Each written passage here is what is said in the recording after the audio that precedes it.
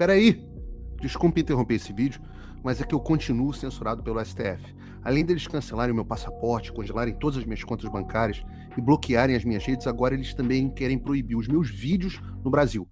Você pode continuar me acompanhando seguindo o meu segundo canal, que é o canal de cortes. E se quiser ter acesso a todas as minhas postagens para sempre, deve se inscrever no meu Locals, que funciona de uma forma parecida com o Facebook ou o Twitter. Todos os links estão aqui na descrição.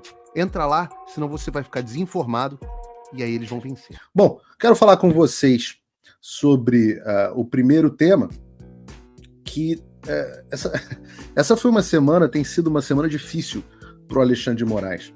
E eu vou trazer aqui para vocês, quero que vocês entendam por que é uma semana difícil para o Alexandre de Moraes. Vou ler essa notícia aqui, ó. Xandão será julgado, a OEA solicita informações adicionais após a denúncia de abusos no Supremo Tribunal Federal Brasileiro, a OEA, Organização dos Estados Americanos. A Associação de Famílias e Vítimas do 8 de Janeiro move mais de 100 ações de violações de direitos humanos na Comissão Interamericana de Direitos Humanos da OEA. Na esteira de uma ação movida pela associação, pela ASFAV, a Comissão Interamericana da OEA manifestou interesse nas alegações de abusos atribuídos ao Supremo Tribunal Federal do Brasil. A associação, que na semana passada submeteu mais de 100 denúncias detalhadas, e vocês que acompanharam pelo meu canal, acompanharam a longa entrevista que eu fiz com alguns dos advogados, agora tem a atenção do órgão internacional e pede esclarecimentos adicionais. A resposta da OEA, que veio na forma de um ofício solicitando mais dados, sinaliza a seriedade com que a questão está sendo tratada. Aqui, abre aspas, a comissão considera necessário obter informações adicionais antes de tomar uma decisão sobre a solicitação em questão, afirma o documento atribuído a Jaime Junques em relação ao pedido de medidas cautelares MC 864/23, essa que eles fizeram na semana passada. O pedido da OEA por informações detalhadas sobre as condições de saúde atuais do beneficiário, porque uma parte da denúncia engloba essa questão da saúde dos presos e as medidas específicas que ele necessita, além do atendimento médico que está sendo recebido. Uma das pessoas continua presa e precisa de tratamento médico. A comissão pede ainda que sejam especificados os locais e a proximidade da suposta contaminação na região, fornecendo os documentos para as alegações. Essa é a primeira notícia que eu quero compartilhar com vocês. Agora, em cima disso, veio essa notícia que aconteceu agora há pouco. Aliás, para quem não sabe, todas essas notícias estão no meu locals.com. O link está aqui na descrição, realpfigueiredo.locals.com. As notícias que serão pauta do programa sempre são antes publicadas no locals.com, muitas vezes com comentários exclusivos dos meus apoiadores. A notícia que eu publiquei agora há pouco, acordaram? Nota da OAB critica a supressão do direito de defesa pelo Supremo Tribunal Federal. A OAB descobriu que a sua inércia, omissão e apoio, com direito a uma cartinha, aos abusos praticados pelo STF, legitimaram as posturas arbitrárias do Xandão, e agora ela está preocupada porque a água começou a bater na bunda. A Ordem dos Advogados do Brasil finalmente expressou em nota pública sua inquietude frente à recente atitude do ministro Alexandre de Moraes do Supremo Tribunal Federal, que recusou a um advogado o direito de realizar a sustentação oral durante a primeira sessão da turma do colegiado. A alegação do advogado, baseada no Estatuto da OAB, uma lei federal, foi de que deveria ser permitido apresentar sua defesa oralmente, tal qual ocorre no plenário virtual. E esse foi um assunto também que a gente detalhou muito na entrevista de formato longo que eu fiz com os advogados. Contrariamente, Moraes sustentou que a decisão do colegiado já havia estabelecido que agravos não admitem sustentação oral e que o regimento interno do STF... Isso é muito interessante. O regimento interno do STF ele prevalece sobre tudo no Brasil, até sobre a Constituição. Ele é uma espécie de supraconstituição. Ele, portanto, prevalece sobre a norma geral, portanto, com força de lei. Frente a esse cenário, a OAB, pela voz do seu presidente Beto Simonetti, finalmente posicionou-se contra o que considera uma flexibilização ou eliminação do direito constitucional ao contraditório e à ampla defesa pelo STF. A entidade advoga que impedir a sustentação oral presencial, quando prevista em lei, é diminuir os direitos individuais dos cidadãos. Vocês imaginam Até nos tempos bíblicos, se você for lá ler o livro de Atos na Bíblia, você vai ver que Paulo tem o direito a fazer a sustentação oral. São Paulo, para os católicos, tem o direito de fazer a sustentação oral. Ele vai lá e faz uma sustentação oral. Eu só estou falando isso para vocês verem o quão antigo é isso. Não é uma coisa que começou agora. É um pilar. Qualquer filme medieval que vocês assistirem, o antigo, o sujeito vai lá e ele faz a sua defesa. Ele sustenta oralmente, né? Ele fala, o que é sustentação oral? É você defender verbalmente, tentar convencer o julgador e explicar o seu ponto de vista. A nota enfatiza que a defesa do judiciário e do sistema eleitoral por parte da OAB não confere poderes aos tribunais para desconsiderarem as leis ou elevarem os seus regimentos internos acima da legislação nacional. E ressalta que a sustentação oral é parte integrante do direito de defesa, um pilar constitucional. É um erro, que não é um pilar constitucional, é um pilar civilizacional. Não que os caras da OAB saibam isso, que os caras da OAB sabem de civilização, né? Mas que não sujeita às regras internas do tribunal. Olha a loucura. O sujeito vai lá e faz assim, não, agora a gente decidiu aqui uma regrinha que ela suplanta o direito ao contraditório, pilar fundamental do sistema acusatório do Ocidente. Não, eu decidi aqui. A OAB reafirmou o compromisso em dialogar com o STF, ou seja, é um ai, mas também nem tanto assim. Mas é a primeira manifestação que a gente vê da OAB em relação a esse assunto. E essa questão de novo, plenário virtual versus plenário, não sei como é que é o outro plenário, presencial, ela foi... A gente detalhou isso também nessa entrevista. Eu convido a vocês a entrarem no meu canal de Corte Paulo Figueiredo, que vocês vão ver lá essa longa entrevista que a gente esmiuça os detalhes da denúncia de violações apresentada. Mas soma isso, a semana que o Alexandre está tendo, que pegaram ele com um erro horroroso, condenou um sujeito a 17 anos de prisão, dizendo que o cara estava no acampamento lá do QG, e no final o cara só chega na tarde do 8 de janeiro em Brasília, e aí tem que voltar atrás, etc. Mas para falar com a gente sobre esse assunto, eu trago aqui a doutora Carolina Siebra, que foi uma das pessoas que eu tive o prazer de conhecer aqui nos Estados Unidos. Nós estivemos juntos em algumas ocasiões. Ela estava, vocês não viam ela na entrevista no estúdio do Locals, mas ela estava por trás das câmeras. Eu estava com o doutor Ezequiel e com a doutora Gabriela, mas a doutora Carolina estava por trás das câmeras ali assistindo com muita atenção, e eu vou trazer ela para comentar um pouco sobre esses assuntos.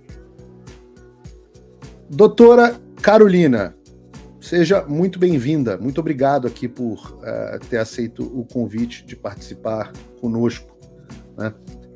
Eu vi que vocês tiveram uma visita muito frutífera aqui aos Estados Unidos.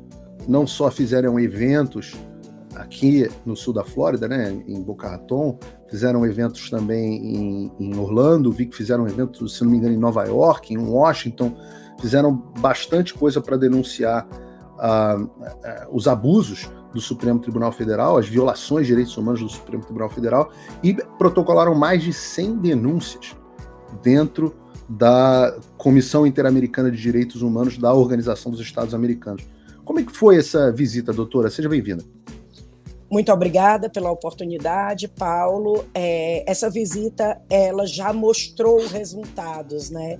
A gente precisava recorrer a algum órgão que não fosse o STF, já que o STF é a última instância. Recorremos à OEA por conta das violações de direitos humanos, que são gravíssimas, além das violações processuais. E dela já estamos colhendo frutos. Temos um dos assistidos que a OEA pediu para que fosse complementada a denúncia dele. Afinal de contas, ele já tem o parecer favorável para a soltura desde o início do ano e ainda não foi cumprido pelo ministro Alexandre de Moraes, não foi aceito pelo ministro Alexandre de Moraes. Isso daí é uma violação gravíssima à liberdade dessa pessoa, um senhor que tem várias comorbidades. Então, a OEA já se manifestou nesse caso.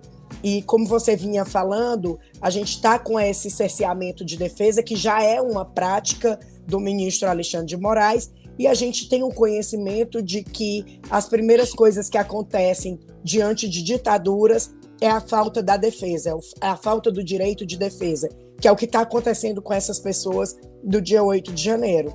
Isso causou um sinal de alerta para a OAB, a gente já vinha reclamando disso desde o começo do ano. A OAB não estava fazendo pouco caso, digamos assim, pois falamos presencialmente com o presidente da OAB, escutamos do presidente das prerrogativas que deveria haver um consenso dentro da OAB para que eles defendessem as nossas prerrogativas, por incrível que pareça, e agora a gente está vendo um rolo compressor passar por cima até da Defensoria Pública da União, o que é muito grave. É óbvio que o regimento interno do STF ele não é superior à nossa Constituição Federal, que prevê o direito ao contraditório e à ampla defesa. Esse direito ele é salutar para para a positivação de qualquer outro direito. E a partir do momento que o advogado não tem o direito de subir ao plenário para fazer a defesa do seu cliente, porque o cliente ele utiliza o advogado como sua voz. Então, a gente está ali para dar a voz aos direitos daquela pessoa. A partir do momento que aquela pessoa não tem direito a essa voz, acontece casos como aconteceu com o do Eduardo. O ministro julga que ele estava no QG, quando ele nunca esteve no QG. Ele chegou da cidade dele, foi ao CTG, que é o Centro de Tradições Gaúchas, almoçou, pegou um Uber e foi para a manifestação. E isso daí é muito grave. É muito nas coxas, né, doutora? Porque, assim, para um julgamento, para alguém ser condenado a 17 anos de prisão, e eu vou falar hoje no programa ainda que isso é mais do que os terroristas do Hezbollah que foram presos ontem pela Polícia Federal podem pegar. Vou falar sobre isso, é a próxima pauta. Mas para alguém ser condenado a 17 anos de prisão, e a pessoa nem estava onde o ministro diz que a pessoa estava, o quão nas coxas pode ser um julgamento assim? Porque esse julgamento deveria demorar 30 segundos. Na sustentação oral, alguém deveria virar e falar assim, doutor, eu já apresentei nos autos, mas duvido que eles leiam as peças apresentadas por vocês, acho que eles não leem nada. A prova, e eu digo isso porque vocês protocolam algo e eles respondem 30 segundos depois, e alguém não consegue ler nada em 30 segundos, não é verdade? Nem o chat GPT, nem 30 segundos. Então, como eu sei que eles não leem, ao menos na sustentação oral, alguém deveria falar e falar assim, amigão, olha aqui, ó, o doutor, excelência, meritíssimo, deixa eu falar aqui, o meu cliente não estava, tá aqui, ele chegou em Brasília no dia 8, tá aqui a passagem dele, tá aqui a foto dele, tá aqui a postagem no Instagram dele, tá sei lá o quê.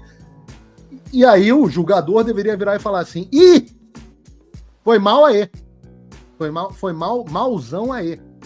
Como a gente exatamente. Diz, e acabou o julgamento, pum, absolvido, arquivado, próximo caso. Esse é o perigo que a gente já vem comentando de fazer julgamentos em lote, né? Esses julgamentos em lote, sem analisar particularmente cada questão ali, traz esse tipo de ilegalidade. O que não deveria acontecer de forma alguma em direito penal, porque trata da liberdade das pessoas, que é um dos bens mais salutares que a gente tem na nossa Constituição. A esquerda avança. E o que você tem feito? Eles têm estratégias, ideologias, o controle da mídia, das universidades, das escolas, do mercado financeiro. E nós? Será que vamos resistir passivamente? Eles estão em todos os lugares. Nas escolas, nos filmes, nas redes sociais. E eles querem silenciar você. Não é hora de recuar. É hora de se armar. É hora de se armar com conhecimento. Eles estão moldando o futuro. Que mundo que você quer deixar para os seus filhos e netos? Chega de ser vítima. Você pode mudar. E eu vou te mostrar como. 10 módulos, uma imersão na guerra cultural que estamos vivendo. Uma chance de lutar de volta. Eu estou convocando você. Esse é o chamado para os verdadeiros patriotas. Se não for por você, que seja pelo Brasil. A esquerda não descansa, e nem nós. A tempestade está aqui e é hora de se preparar para a guerra. Não é um simples curso, é um chamado à resistência. Conhecimento é a sua arma. Carregue-a agora.